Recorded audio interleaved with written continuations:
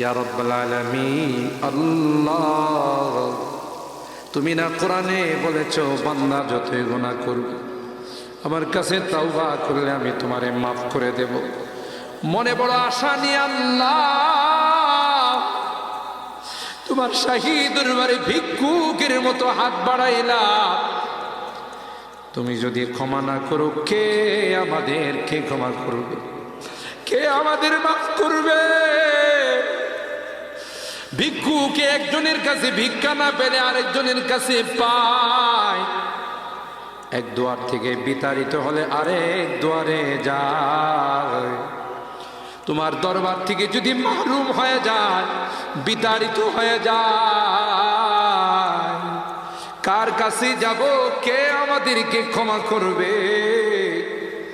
মালিক রে, কাঙ্গালের মতো হাত বাড়াইলাম, তাওবা করতেছি, আর জীবনে কোনোদিন নামাজ ছাড়ব না, আর জীবনে কোনো গুনাহ করব না,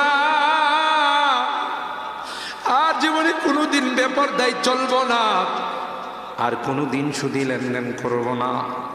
কিয়ামতের কঠিন ময়দানে আমাদেরকে তুমি গুনাহগার বলে ডাক দিও না।